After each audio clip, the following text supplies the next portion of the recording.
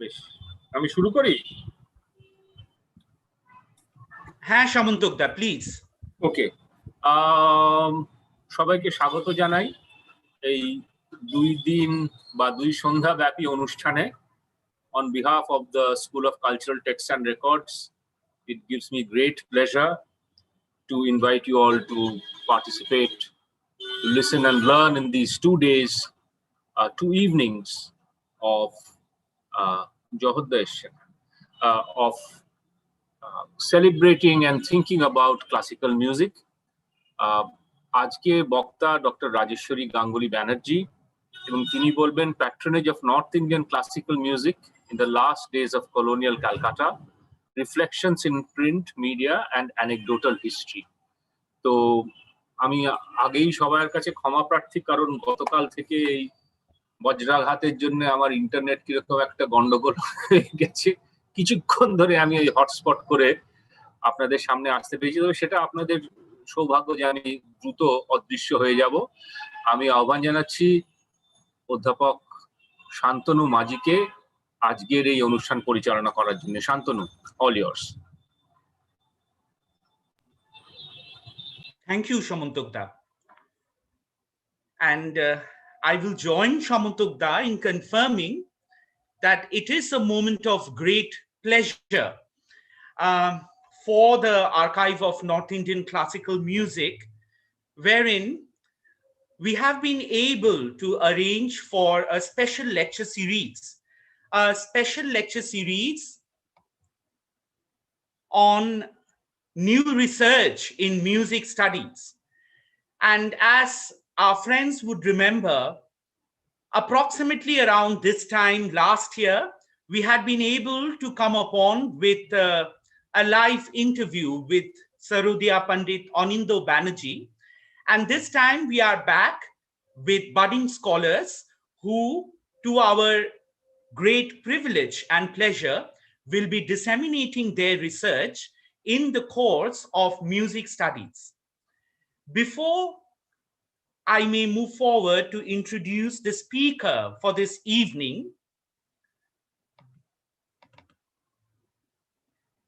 let me remind you that research in music studies have been a hallmark of Jadavpur University since the very inception of this institution. If I may draw your attention to the activities of the National Council of Education Bengal, as you would remember that the university traces its root to this core body, I'm sure some of you will be reminded of the 90s, 50s publication, which was put forward to commemorate the birth centenary of Bipin Chandra Pal, the publication entitled Studies in the Bengal Renaissance. And several stalwarts from their individual walks of life had come across to put together their research in this publication. And none other than the noted musicologist and the revered author of Sritir Otole, late Omyonath Sannal, did contribute an article on music and song during the Bengal Renaissance. I would like to read the introductory paragraph from that article before Dr. Ganguly Banerjee would disseminate her research. And this is what Omyo Babu has to say. The period of 100 years from 1857 to 1957 may be considered in a brief retrospective survey from the point of view of the history of Renaissance in the art of music and song in Bengal. The century is conspicuous for giving effect to new outstanding movements in the progress of fine arts in Bengal, especially the art of pure music and pure song.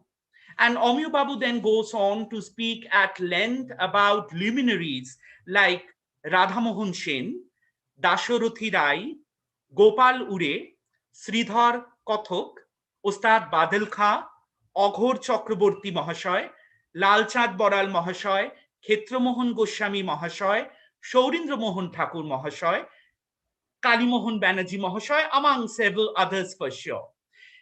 I'm sure that some of these names will definitely be revisited by the two young scholars who had so graciously accepted the invitation of the Archive of North Indian Classical Music at Jadavpur University to disseminate their research. And my happiness knows no bound to introduce now an old friend and a long-standing acquaintance, Dr. Rajeswary Ganguly Banerjee, vocalist, independent researcher, and blogger. Rajeswary has served Mahadevi Birla Girls Higher Secondary School as a teacher, and she went on to complete her PhD thesis on Bharatiyo Prabandha Ganer Adhare Banglar Podaboli Kirtan from Rabindra Bharati University, Kolkata. She has been the UGC SAP DRS Research Project Fellow at Rabindra Bharati University between 2016 and 2019, where she has contributed in developing a research-based website entitled Kolkata Classical Music Mapping. I'm sure for enthusiasts of classical music in Kolkata and abroad, this initiative is a well-established repository. Rajeswary, as some of you would surely know, has been regular in publishing her blogs on her music preservation project, which is popularly known as Kolkata Saga. And I'm sure some of you are also subscribers to her YouTube channel, which you can definitely find by the name of her project, Kolkata Saga. I must also add that Rajeswary received thorough learning in Indian classical music since her childhood. She has been fortunate to receive talim from gurus like Sri Jayanto Chattopadhyay, son of the legendary vocalist Pandit Bhishodev Chattopadhyay, Srimati Kaveri Bosh in Puratoni Gan, and Srimati Gauri Mitro in Kirtan. She is the first speaker in the ANICM special lecture series on new research in music studies, and her presentation is entitled Patronage of North Indian Classical Music in Last Days of Colonial Calcutta, Reflections in Print Media and Anecdotal History. I now call upon Dr. Rajeswary Ganguly Banerjee to disseminate her research and share her presentation with all the audience members at our Zoom session, as well as in the YouTube live chat. Rajeswary Di, the session is all yours now. Thank you. Namaskar, Namaskar to all, and my pranam to all dignitaries here. You can see that I'm a little nervous. Before I start my little time travel today, I would like to express my gratitude to every member behind this lecture series for letting me share, first of all, for choosing this wonderful theme, wonderful, very intriguing topic, and of course, for letting me share my tiny bit of research in preservation of Kolkata music.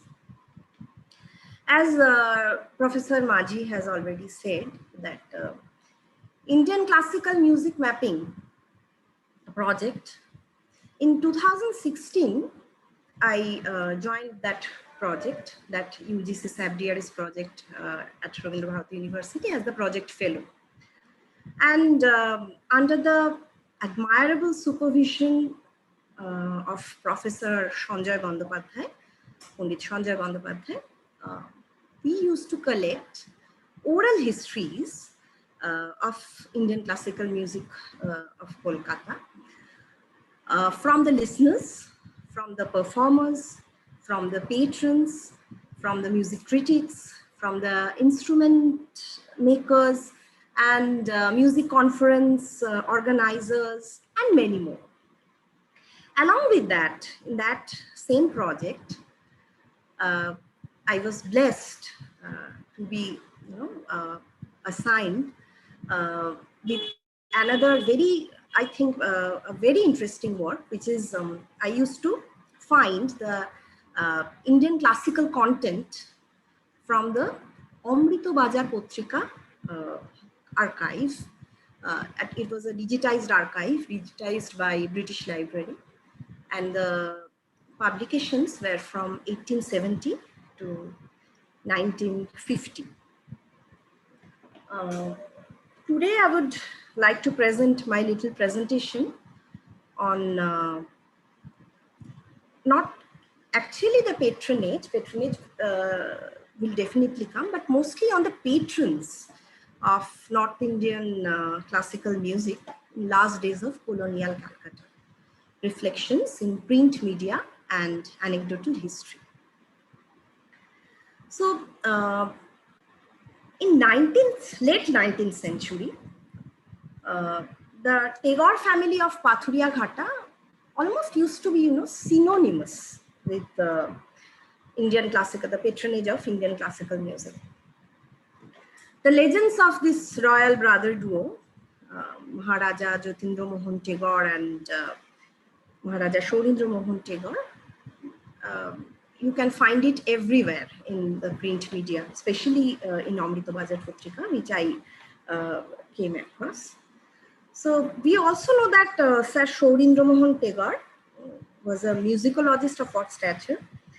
I came across newspaper reports on his wisdom in music, his role in preservation of classical music instruments, musical instruments, and his patronage and many more. So the first report of Shorindra Mohan Tagore. So before I go into that, I just need to give a very short, a briefing on this, that why I have chosen this and why it is so important. Patrons has always been very important in the history of Indian classical music. If you're talking about the lineage goes, I have written centuries, actually it's millennium old. The court music started long back in India. And the course of Indian music could have been different, absolutely different, without the patronage of Maharajas and Badshahs and Nawabs and Zamindars even. Rajeswary Di, I'm sorry to intervene, but you would perhaps like to share your presentation one more time. Oh, sure, I will. Yes. Thank you so much. Okay.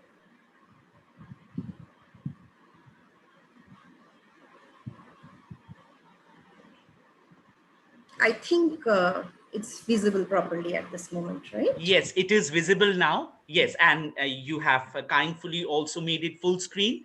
Thank you so much. Sorry for the intervention. No. Please Thank continue. you for letting me know. Thank you for letting me know. So as I have written that the lineage of the court music goes back so many years ago. I mean, the court music started so many years ago. We know it's a huge history. I don't want to get into it right now. As I have said, the music scenes would have been different without the patronage of Maharajas and Badshahs and Nawabs and Zamindars. So significantly from medieval age, I'm not saying that before that there was no patronage, definitely there was, but significantly from medieval age till the independence of India, numerous musicians have been flourished under the royal patronage of India. So I was talking about Shorindra Mohan Tagore, and interestingly, the first report, and one more thing, sorry. Today, specifically, these are the things which we'll be discussing. The anecdotal history gathered via print media and oral history, as I have said. During 1870 to 1947, why 1870 to 1947? Because 1947, we know why the barrier is till 1947. But 1870, because in total, I mean, the area we have covered during Kolkata music mapping, in Amrito Bajar Potrika, the oldest thing which we have started finding was from 1870. So 1870 to 1947, of two prominent patron families I would be talking about. One is Pathuria Ghata Tagore family and one is Pathuria Ghata Ghosh family. Coincidentally, both of them are from one geographical area, but that is absolutely a coincidence. There have been many more, but keeping the time frame in mind of the presentation, duration of the presentation in mind, I have kept only these two. So I have already given a briefing about Shorindra Mohan Tagore, Maharaja Jyotindra Mohan Tagore. So the first report of Sir Shorindra Mohan Tagore, which I came across, was published in 9th January 1873. I'll show you the report. It was a detailed report of a specific geet. You can see it now. I mean, the report, it was published on 9th January 1873. You can see the date, accessed and everything here. So I think it is it is visible properly. I think so. It's Shantanu, I think the text is visible, right? So let me tell you, it was a detailed report on a specific musical form called a geet. So assumably a geet pravand. So a specific one called Chalikya geet. And the reference was found at the 21st shloka of the 147th chapter of Horibansha, the Sanskrit legendary text. And it was spotted by none other than Ishwar Chandra Vidyasagar. And he requested Sir Shorindra Mohan Tagore to throw some light on it. So this report contains a complete, musical transcription of that shlok, which was done by Shorindra Mohan Tagore. So this is the first report I came across, published in 1873, and date was 9th of January. Many anecdotes, as I have said, that I have come across during that project. We need to remember, moving on to next, that Bongo Songit Vidyalaya and Bengal Music Academy, these two music schools were established under the patronage of Sir Shorindra Mohan Tagore. In Amrito Bajar, several times I have gone through the advertisements of that school. Suppose a new wing in harmonium is opening in few days, and or a pakhwaj class is going to start in few days. This kind of advertisements were quite regular in Amrito Bajar during that time. I mean, during 1870s to 1885. The schools were established in 1871 and 1881 respectively. So, Kshetra Mohan Goswami, we all know about Kshetra Mohan Goswami. He was not only the renowned musician, the musicologist, we all know about his contribution in notation system and everything. So he used to be one of the court musicians of Maharaja Jyotindra Mohan Tagore. Not only that, Sir Shorindra Mohan Tagore also received talim under Kshetra Mohan Goswami, Sri Kshetra Mohan Goswami. And why this is significant here? Because the two schools which I have just talked about, Bengal Bongo Songit Vidyalaya and Bengal Music Academy, in both the institutions, he used to work as the head of the institutions. And there were several reports too on Bongo Songit Vidyalaya. So one I found on 5th June 1873. It was a report on the prize distribution ceremony of, so as I have said, it opened in 1871. So 1873, there was a report. In report, we can see that there was a prize distribution ceremony of the students of Bongo Songit Vidyalaya. established by Shorindra Mohan, and in that prize distribution ceremony, students were, students received cash prizes, medals. Not only that, also musical instruments they have been given. So a few months after that, according to this report published in 29th January 1874, a convocation of Bongo Sangeet Vidyalaya took place. It was witnessed by according to the report, it was witnessed by more than 500 dignitaries. So there was a prize distribution ceremony too. Same way, students were given cash prizes, medals, musical instruments. But here comes a very interesting thing. Right after the prize distribution ceremony, there a performance took place. Under it, the theme of that performance was a brainchild of Sir Shorindra Mohan Tagore. It was a musical, and when we think about it today, we spend so much time on thinking how to make our students understand about the rag group, how to establish the characteristics of a raga properly, and how to make them understand how it should look like, how it should sound like. So it's 1874, we are talking about a performance of 1874, where there was a performance,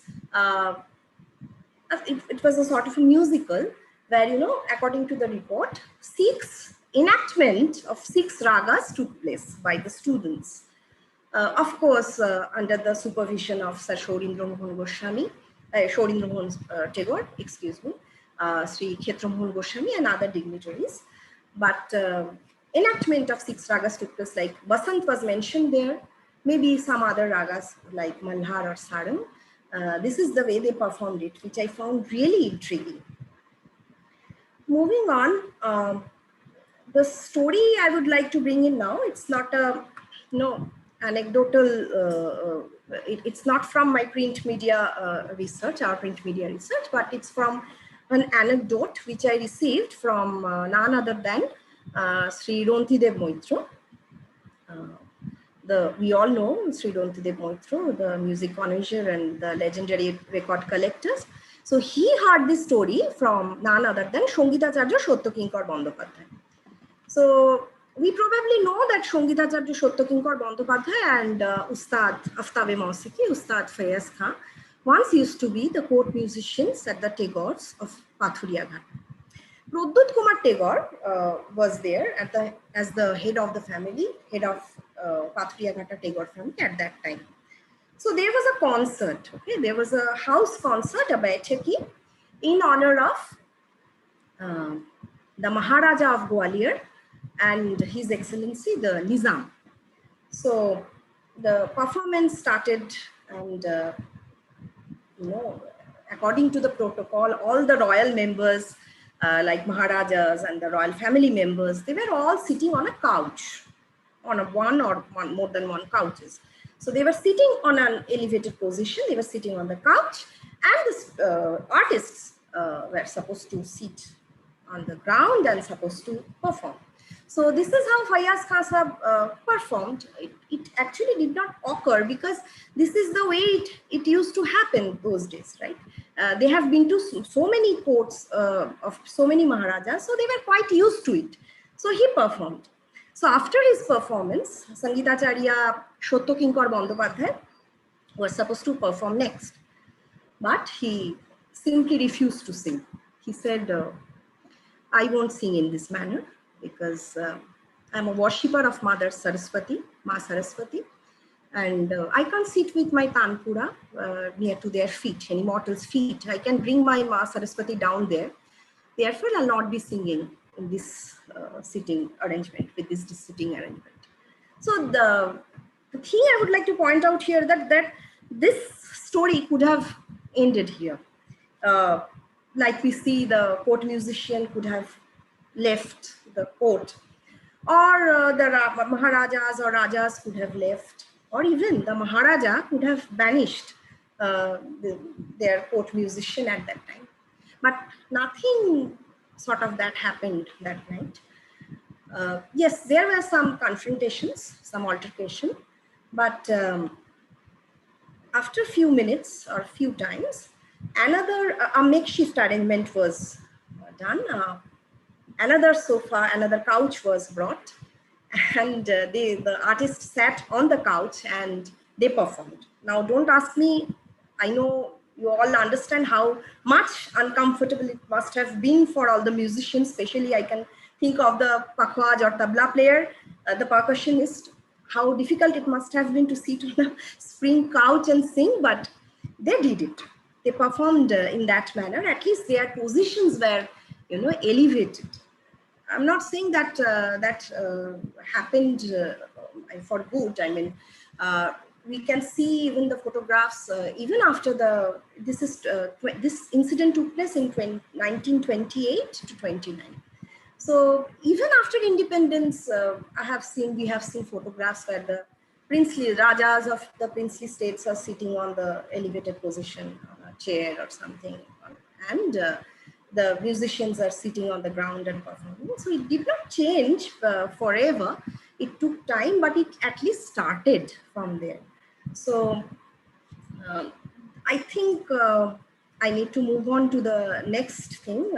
We do not have much time today. So before I end this chapter of Pathuriya Ghata Tagore family, I just need to say that in the history of patrons of and patronage of Indian classical music, if you are talking about, the impact of and influence of Pathuriya Ghata Tagore family will never be forgotten. Not only as a patrons, but also as the conservators, right? The way they have preserved the musical texts, the musical instruments, and everything. The way they have, many musicians flourished under their patronage, which I have already stated. Even the paintings and photographs, the way they have preserved it, I think they stand as the bridge between the past and the future. So yes, Indian music will be grateful to Tagore family. But one thing I just need to say here, one thing that struck me that time, between 1870, during my work with Amrita Bajar archive, from 1870 to 1900, all the newspaper, all the music contents, whichever I have came across, everything was about the triumphs of these two brothers, and specifically Pathuriya Ghata Tagore families. As Professor Majhi was just quoting from Amranath Shanal sir, that we cannot forget that time, right? We need to remember what time it is taking place, late 19th century. So Renaissance was taking place, and we know how much influence we have of it in our art and culture and music. No news of that. No news of non-classical music was found during that. Even I have came across a report where a German person is teaching some parrots, a group of parrots, a song. There was a report on that too, but I did not find any report till 1900 on anyone other than these two brothers. And also during that time, we need to remember that Tagores of Jorashako were also at the pinnacle of their career. But again, I did not came across any news on them. So I don't know whether that is dark side of the patronage or not, but that happened. So right now we're in 1928 and 29. So keeping that thing in mind, I would like to go to my next thing, which is next topic, I would say Pathuriya Ghata Ghosh Mansion. We know it used to be the pilgrimage of North Indian classical musicians during the last years of Colonial Calcutta. Before I go into that, I just need to say how my journey with Pathuriya Ghata Ghosh Bari started. With the due permission of my project coordinator, I once visited, with the help of my GPS, I once visited Pathuriya Ghata Ghosh Bari with a on a summer dusk. And we are all aware of the beauty of that wonderful mansion, the aristocracy of that building. It stands still. It feels like history stands still whenever I stand in front of that those two houses. But only one window, one room which intrigued me most was the room was in between the ground floor and first floor, sort of the mezzanine floor. And there was a huge window, huge window of a door-sized window, I should say. I feel that this room certainly carries so much history within its darkness. So finally, I was fortunate enough to take interview of Jayantonath Ghosh, Sri Jayantonath Ghosh, younger brother of Sri Bhupendranath Ghosh, whom we'll be talking later. And Jayantonath Ghosh, told me so many anecdotes, gave me so many anecdotes on the musicians who used to come. The guesses are endless, and you can see whoever have came to that house, they have kept either a photograph or an oil painting of that artist, the performer in that house. Many people stayed there, like starting from Radhika Prasad Goswami, Gyanendra Prasad Goswami, later Bade Ghulam Ali Khan, many used to visit that place. Of course, they used to perform as well very frequently, like Durlabh Bhattacharya and Narayan Rao Patvardhan later, and Girija Shankar Chakraborty, and many more. So this first story which I would, and we need to remember that All Bengal Music Conference also started from that house. That is the reason why I went there, because in the later publications of Amrita Bajar Patrika, it was all about the music reviews and advertisements of All Bengal Music Conference. So in such a history of All Bengal, truly, I went there. So later I found so many other anecdotes. So according to Jayantonath Ghosh, that the story starts with another patron called Damodar Das Khanna of North Kolkata, who used to live near to that place, but very few people knows him with this name, Damodar Das Khanna. He was betterly known as Lala Babu. So in early 1920s, Lala Babu once visited the southern part of India, South India. In one particular temple, he found a person singing, who later became a maestro. I'm not going to say his name right now. I'll be unfolding it a little later. So he heard him singing, and Lala Babu requested that artist to come to his house at Kolkata, but he refused. But luckily, after a few years of that incident, there was a connection, and the maestro came to Lala Babu's house. There was a concert, and Bhupendranath Ghosh of Ghosh Mansion, one of the major patrons of Indian classical music, he was there. And he listened to that maestro too, and he was again so moved with his music. He requested the maestro to come to Pathuria Ghata Ghoshbari and stay there for a couple of days or months or years, but again the maestro refused. Again, after a few years of this incident, the maestro finally decided to come to Pathuria Ghata Ghoshbari, and he stayed there for a couple of years along with some of his disciples. But two things I need to mention here.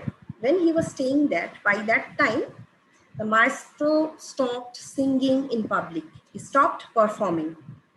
And at that time, he had a poor eyesight. Jayanto Babu was not sure about the reason. He said many used to say that he was a revolutionist, but he wasn't sure. But anyway, the maestro had a poor eyesight. So what he used to do, every evening, he used to open the Ramcharitmanas and he used to chant. And that music was so divine, it could only be heard by the family members of Ghosh Mansion of Bhaturiya Ghata. He used to do it every single day along with his students. By doing it every day, he almost memorized the thing. But as I have said, he had a poor eyesight. Probably the Ramcharitmanas was the Braille version. It was the Braille version of the Ramcharitmanas. So he used to touch those lines and he used to chant. And I'm sure by now I have started receiving answers in YouTube about the maestro whom I'm talking about. Should I reveal the name now? I think I should. I know many of you know, okay, it's Vishnu Digambar Palushkar, whom I was talking about. In late 20s, during again 28 and 29, Dr. Pandit Vishnu Digambar Palushkar lived there. Are we getting any answers or is there anything? No. Okay. Palushkarji stayed there for a couple of years. One thing I need to point out here, because Bhupendranath Ghosh was there, other patrons, other family members were there.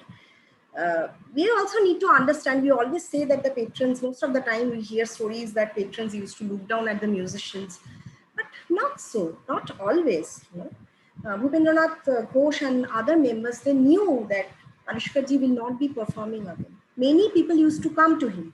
Many people used to come to him to request Palushkarji to sing something for a group of listeners, but Bhupendranath Ghosh or any of their family members never insisted Palushkarji. But only thing they revealed that Palushkarji does his riyaz in the morning every day. And the room I was referring, Palushkarji used to live and in that particular room. And those who have already visited that place must have seen there is a huge portrait of oil painting actually of Palushkarji on the top of the door of that room. So he stayed there. So one thing was revealed that he does his riyaz in the morning. So many acolytes actually used to come in the morning. According to Jayantonath Ghosh, the legendary musicologist Sri Jyoti Prasad Mukhopadhyay also used to come with the first tram, morning tram, and they used to sit. I mean, they used to stand near to that window. Outside the house, and they could hear it from there. Just to listen to that glimpse, they used to come here. But none of them from Ghoshbari actually insisted Palushkarji to sing. They knew that condition that Palushkarji will not be singing or neither be teaching any of them. In spite of those things, he was there, and patrons were so respectful towards the artists. And now let us come to All Bengal Music Conference. So we all know how much significance All India All Bengal Music Conference has in the history of Kolkata music. So I received this particular anecdote from Sri Jayanta Chattopadhyay. So he heard this story from in Britain actually from none other than Hiru Babu himself.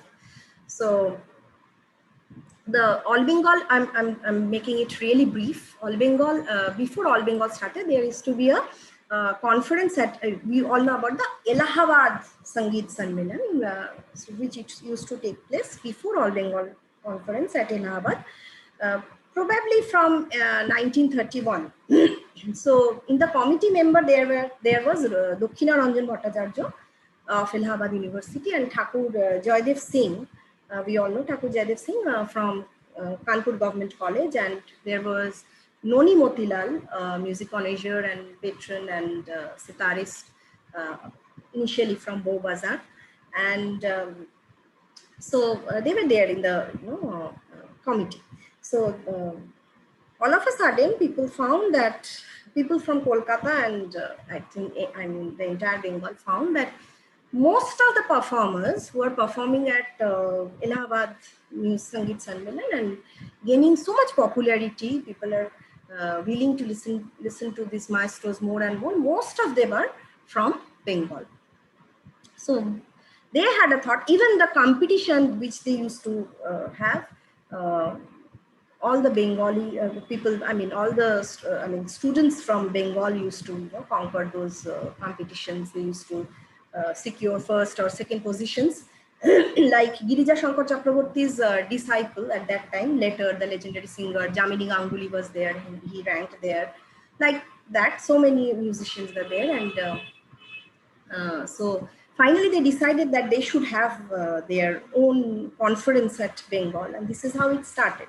So they had a sort of a meeting at this Pathuria Ghata Pathuria Ghata Ghosh mansion, and in this particular meeting probably took place at 1934 October, yes, and they decided on that meeting there was other patrons like Prabhat Borua, father of Promethesh Borua, and Profullo Thakur, Damodar Das, we have already talked about him, Dhirendra Kanto Lahiri Choudhury, and of course, Sri Bhupendranath Ghosh. So they all agreed. Actually, Hirubabu and his associates only placed that proposal and said that they'll be needing patronage, obviously, to start our own sort of conference, All Bengal Music Conference. So they all agreed, and like Prabhat Borua, Profullo Thakur, Damodar Das, Dhirendra Kanto Choudhury, they not only agreed, they donated 250 rupees each.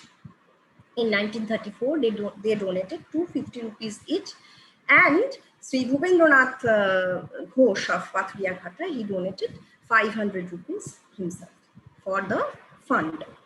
And this is how, and it was, we need to remember that it was only later September or October during the Kali Puja time, and the conference started in December. You can see that Kavi Guru Rabindranath Thakur, the photograph of Kavi Guru Rabindranath Thakur, who was there, who inaugurated that All Bengal Music Conference, which started in 9th December, I guess. And this is the photograph. So this is how it started. So this is the oral history which I came to know about All Bengal Music Conference. Apart from that, as I was saying, that there were, numerous reports on All Bengal Music Conference in Amrita Bajar Potrika. The first one is it's an advertisement, as you can see, that it's from 1940. It was published on 25th December. It was at that time, I just need to say that the venue was changed because of the number of listeners. It was shifted to, they call it First Empire Hall. I know many dignitaries are there at this moment with us. If I could be wrong, but I think there was an Empire Theatre. There was one building called Empire Theatre where the Roxy Cinema Hall stands today. People also used to refer it as First Empire Hall. So I'm not quite sure about it. This I did not find from my this part of research. So this is how. So it used to take place there at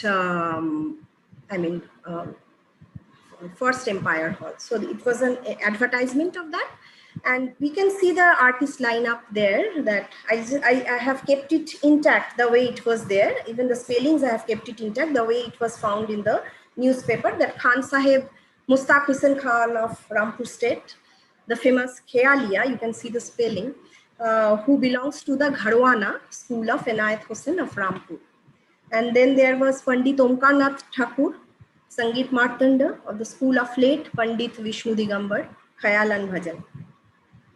Khan Sahib Ghulam Ali Khan, now how he used to be introduced as famous Khayalia and son of Ali Burks of Lahore. And then there was Srimati Hirabai Barodekar, a disciple of late Khan Sahib Abdul Karim Khan of Bombay. So this sort of news I used to came across. One thing that reminds me that Abdul Karim Khan Sahib also visited Pathuria Ghata Ghoshbari once. I think he made his journey to the another world in 1937. So according to Jayantonath Ghosh, he visited Pathuria Ghata Ghoshbari in 1936, year before his demise, and he was there for a few days and he performed there. So there was one anecdote which I also came across. Next report which I would like to take you through is music review. The same All Bengal Music Conference, which started on a few days after 25th December. And I guess it's 29th, it's showing here.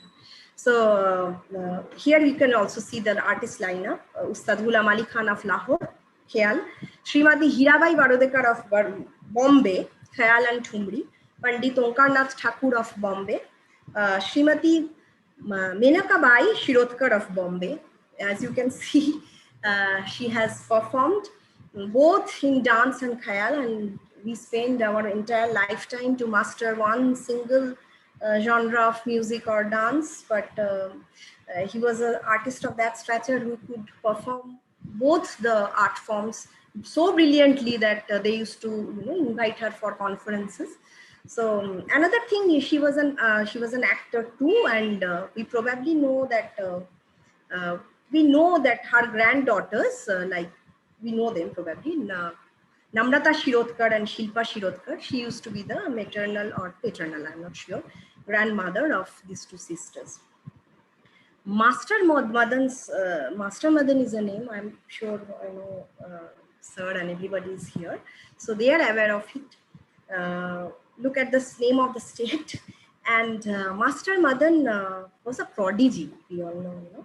Master Madan was a prodigy, and he used to perform at that time in many conferences, not only Khayal, but also ghazals and other semi-classical genres he used to perform. But unfortunately, he died at a very young age, only at the age of 14 or 15 he died.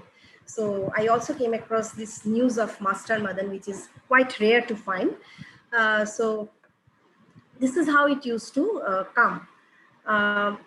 I think I'm almost at the end of the presentation. So the last story which I'm going to say, that according to Jayantonath Ghosh, Vande Mataram was a must. Vande Mataram from the very first day of All Bengal Music Conference, which means 1934.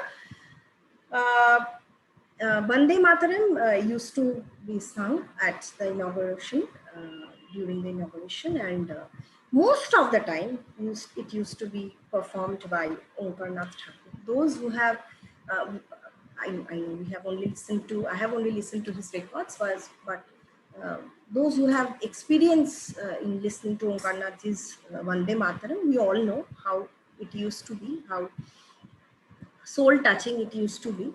And we need to think about the time. It was 1934 when it started, and it continued. I'm talking about 1947 till then. Every year it continued for many more years later. And since we're talking about till 1947, so I'm sticking to that parameter. So Omkarnath's Vande Mataram used to take place. In his absence, I think some of his disciples, sometimes Vinayak Rao Patkardhan used to sing, or some of her disciples used to sing, but it was a request from the family of Ghoshbari, Patriyagata Ghoshbari, and the other organizers, that always the conference used to start with Vande Mataram by Omkarnath Thakur or other dignitaries. That was kind of a must thing in All Bengal Music Conference before and after independence.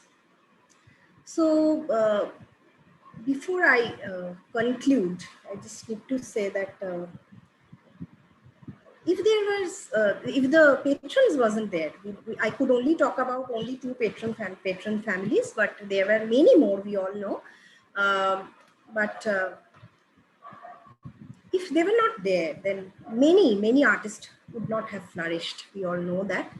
And today, when we are thinking about all these things, we are talking about the patrons and their patronage. Today it's a very dark time that we are going through. Many musicians, when we look at them today, I know after the independence, I know government has done a brilliant work. They have stretched their hands with aids to musicians. They have many universities and music schools and institutions, research institutes were established by government, and there are so many grants and projects and scholarship. These things are there, but certainly that is not enough for the musicians to sustain. We always say that those were the golden era of Indian classical music. We do not find much of a depth nowadays in Indian classical music.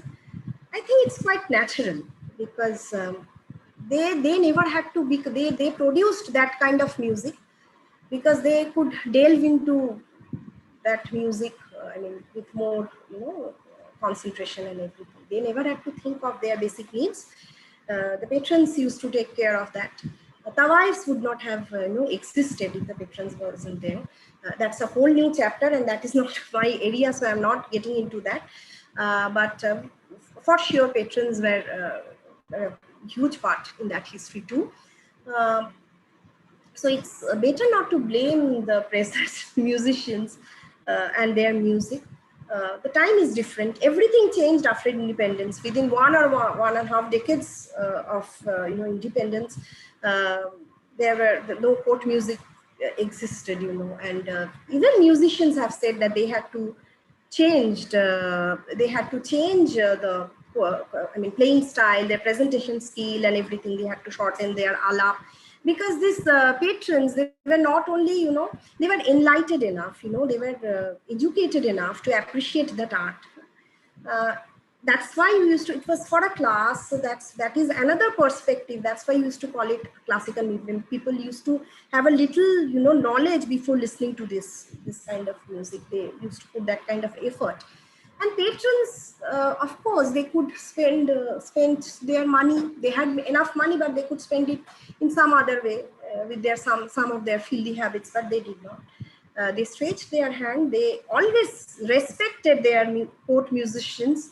They used to take pride of their court musicians, and so Indian history will history of music, Kolkata history of Kolkata music will always be grateful to the patrons. And that's it. Thank you. There is a question? Thank you so much, Dr. Ganguly Banerjee, for this most engaging presentation. I'm sure that all of us here in this Zoom meeting room, as well as our other friends who have joined us over the YouTube live streaming service, has benefited much from your research. And with the rare archival repositories which you have been able so cleverly being able to make use of in your research, for sure. I am most enticed by some facets of your presentation, for sure, but I will reserve my questions for the moment because there are questions from the dignitaries who has been very kind to be with us throughout this session. And we have questions from other participants in the YouTube live chat box also. It also gives me great pleasure to possibly acknowledge the fact that it's a moment of great nostalgia for all of us, as our friends will remember that when we had the opportunity to assemble at our archive premises and sit in for a listening session together and enjoy the pleasures of listening to music collectively, I'm continuously being reminded of those days as I see some of our friends at this Zoom meeting room. It would be most inappropriate if I do not acknowledge their presence. I see Pandit Anindo Banerjee, the noted Sarodia. I see Professor Tista Bagji, academician and musician. I see Dr. Shubha Chaudhuri, archivist and director of the Ethnomusicology Archive at New Delhi. And to my great pleasure, I see Vidushi Vidya Rao. I'm so grateful to her that she could cull out some time and engage herself in participating in this initiative of ours. My heartfelt gratitude to all of you. I see that Dr. Tista Bagji has left a comment, and she has a query from you. Tista, would you like to unmute yourself and read out the question? I would love to hear your voice. I'm so glad to see you, Tishtadi, after so long. Welcome back to the archive. It has been a long time, Shantanu. Thank you. Yes, indeed. Pleasure to be here. Well, first of all, an extremely informative presentation, Dr. Ganguly Banerjee. Thank you very much. I just had this question. The featuring of women artists increasingly in print media in the latter part of this period of your study is most intriguing. I was intrigued by it. Was there growing and somewhat prior emergence in gramophone recordings of classical music a factor in their growing visibility in newspaper announcements and reports of this period? I would love to hear your opinion about this. Could you please repeat the last part of your question? I could hear. Yeah, sure. Was the growing presence of women artists, in your presentation, it transpires that in the initial part of the colonial period that you have spoken so eloquently about, it's male artists, as one would expect, who are featured prominently. Only in the latter part of this period, one sees, photograph of Vidushi Hirabai Barodekar, report about certain Saraswati Bai, who is going to perform at the conference. These kinds of things are emerging.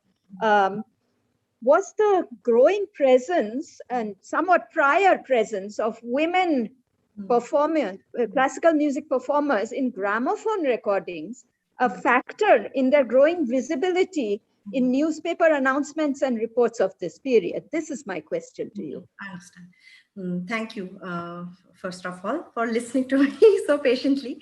As you have said, after 1930s, there were reports on the female musicians and with Srimati, this sort of titles and everything. But during, if we split it from 1870 to 1900, 1900 to 1930, and then 1930 to 1947, from, as I have said, from 1870, this is really surprising, from 1870 to 1900, I did not come across. I have gone through, specifically this part, I have gone through every single, we had a, because later that archive was closed, I could not continue it we knew that they are going to close. And so that's why I had to jump on to this and that later. But that was random. But from 1870 to 1900, that period, I have gone through every single pages of Amritabajar Potrika. Initially, when they started, it used to be published in Bengali, and later they started publishing it in English. And initially, they used to publish it in a weekly manner, and later from 1st August, if I'm not wrong, 1895, they started publishing it as daily. But during that time, 1870 to 1900, whichever news of classical music or any music, there was 1 or 2 advertisements of Dhop Kirtan at that time. Other than that, since I was trying to fetch out only the classical music reports on the classical music, so I could not take it. It was an additional data which I'm sharing. But I never came across not even about any other male musicians there other than Shorindra Mohan Tagore. That's why I mentioned that I don't know whether that was another dark side of the patronage or not. But there was, because I went through that part very minutely and I did not come across 4 pages issues, 8 pages issues in none. I never found one. Sorry. Not even about any other sort of other than one advertisements. Or yes, there used to be some advertisements on by Harold and Cole, and later there used to be advertisements of the workings almost in every issues of Amrita Bajar. Other than that, no, sorry, not that I came across. Sorry.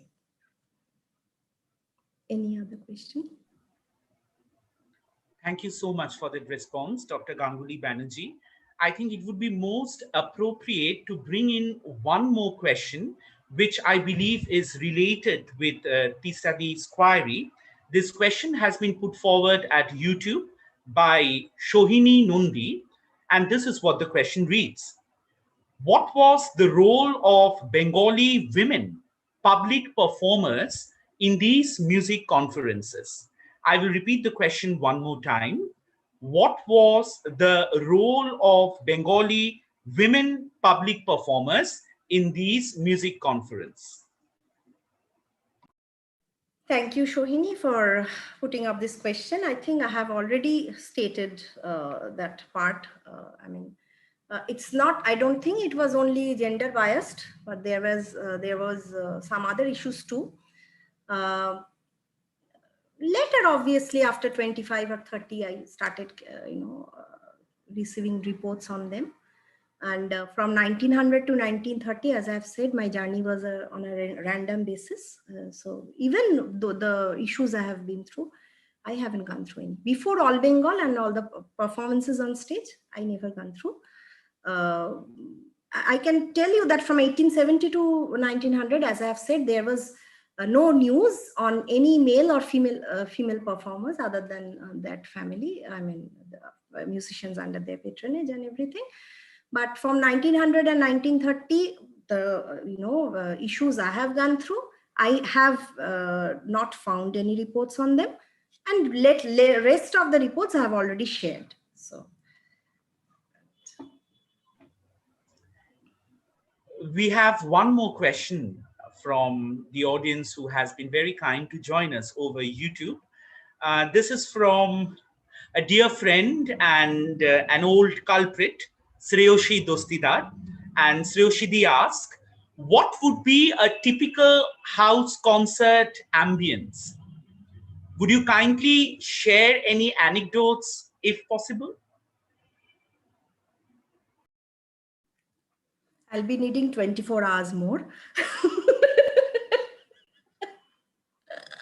Indeed, more the merrier. But I believe this is a question which has been lurking deep in our minds all throughout your presentation. So perhaps, a representative one or two anecdotes would really be of much engagement. Sure. Yes. You have thousands of saris in your wardrobe. You'll be needing at least 100 of minutes to choose one. I can understand for sure. So many anecdotes are there, so many. So if I just have to pick any one, then something that encapsulates the spirit of these Baitaki concerts. The Baitaki. Yes, right? Yes, sure.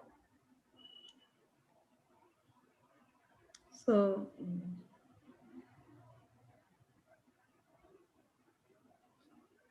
one minute. I'm sure we would need more sessions of storytelling like these, where we could possibly, organize 24 hours more. Absolutely.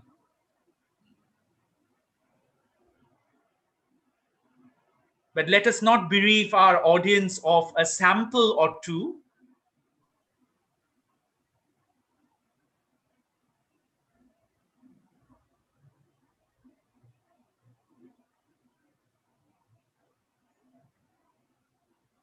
I'm sure we have read much in printed text and available publications when connoisseurs and established musicians have been referring to these concerts while recollecting of their memory. But memory in itself has a very interesting way of its own. So I'm sure it would be very different to try and relate with that experience in terms of anecdotal history. Yes, Rajeshwari. I think I have found one. I don't know whether this is the most appropriate one, but at this moment I would like to share.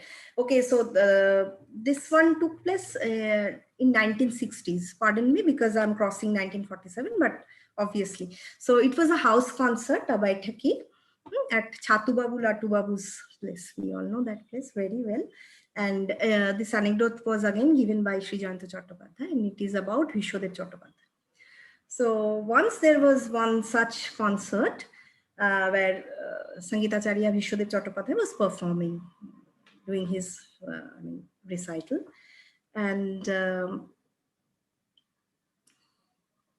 yes, and Bachchelal Mishraji was there on Sarangi, and there was Shondeep Deb on tabla. So this is how the performance was going. 1960s, Chatubabu Latubabu's house. So Vishwadev Chattopadhyay started singing. He kept on singing for a couple of minutes or a few hours, and then he reached his legendary tanas. The way he used to do his tanas, we are aware of it. So he started doing it. The tanas were so complicated. Not only the speed, the patterns of the tana was so complicated.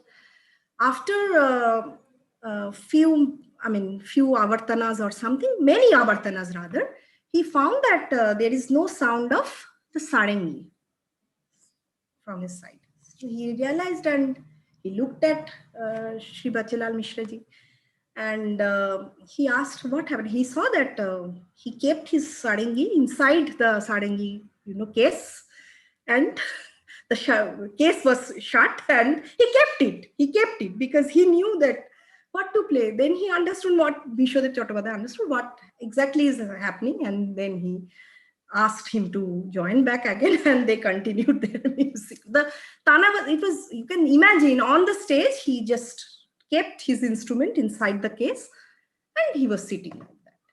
And later, when it was said by Jayanta Chattopadhyay sir, so later it was almost dawn. People were waiting for other commute to go home and everything. So he saw that, he came out and he saw that Bachchelal Mishraji is sitting on the roak, as we call it in Bengal, Bengali, that he was sitting outside that house, and he said nothing. He was just sitting there quietly in that trance, probably, and he said, "Inke saath bajana bahut mushkil kaam hai, bahut mushkil kaam hai." So this is exactly what he said. But he never had that kind of egos. I mean, artists of that stature never had that kind of egos. They were actually in love. They didn't want to interrupt the recital by putting whatever he knows, his knowledge and everything. Not in a very challenging way. Hear stories about, not like that. We have some taboos, I mean, in classical music, like the patrons, as I have said, the patrons are always bad. They do not respect the musicians, or this sort of things, that a tabla maestro and another maestro from vocal or instrumental is fighting on the stage. Not so, not always. We assume only this kind of things. That's it. Indeed, an admirable narrative of mutual love and respect, and spoken across with so much of honesty, for sure. In case our esteemed guests have no questions to offer, then I would take up this opportunity to possibly ask one slight question or two. I'm sure that this is going to have its own consequences after the presentation is over. But nevertheless, let me make the most of this opportunity. I have been personally most enticed, Rajeshwari, by the extent of the Amrito Bajar Potrika archives. And I cannot but go off, I cannot just waste this opportunity in not inquiring about the temporal and the spatial extent of the music review coverage, which you have been able to gather through your reading of these newspaper archives. And I am inquisitive to know about the time frame which has been held in the music reviews and music advertisements in this newspaper archive. And I am also thinking in terms of what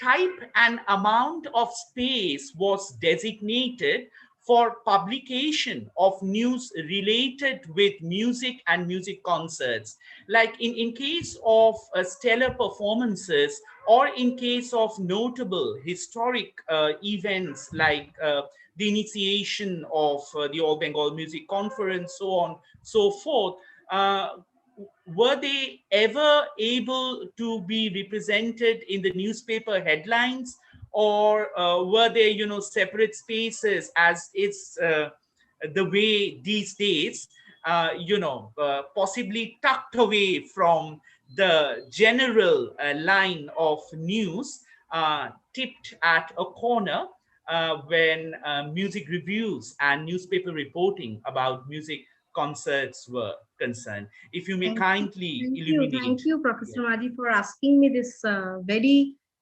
essential question. I should have mentioned it in my paper presentation, but I didn't, so thanks for asking.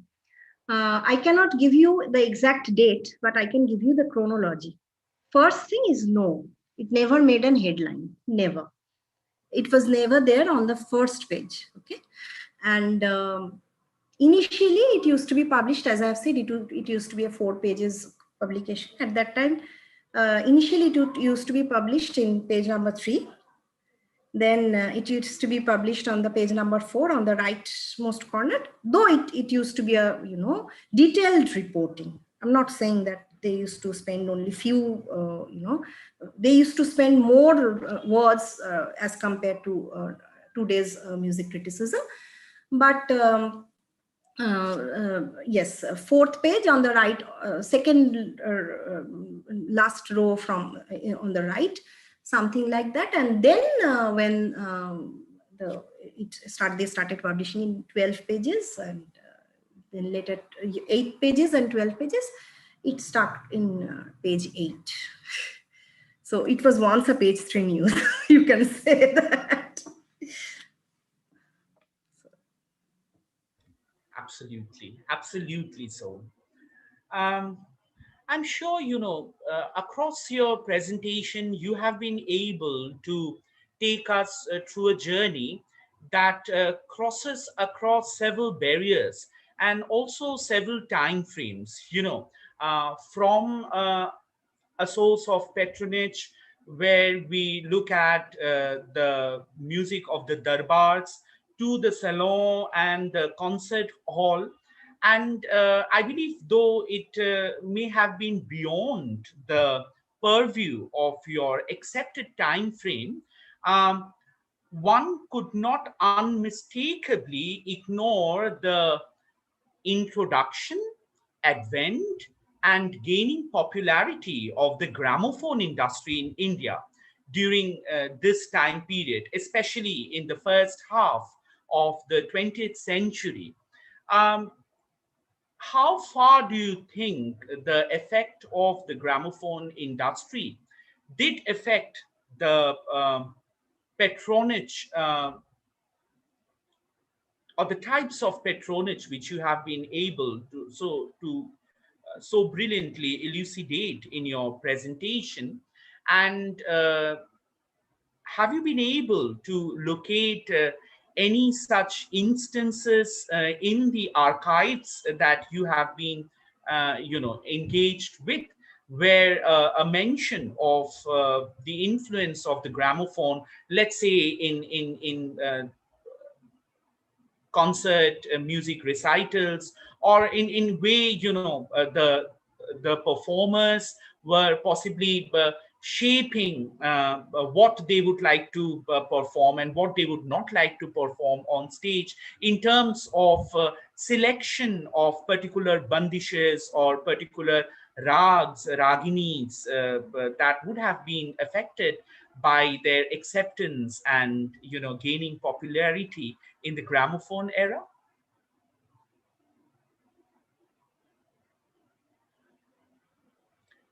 You'll have to unmute yourself. Yes, yeah, sure. I'm sorry, the Muazzin was saying his prayer, so I just muted myself. So the first thing I would like to say that if you're talking about the gramophone era, specifically, if you need to talk about 1900 to 1910, then let me confess I'm not the best person to talk about it. It's not my exact area because, as I've said, Tista ma'am and everybody, that was, I had a time frame of only 3 months. Yes, 3 months exactly to note, jot down all the things. So I had to do a random search after 1900.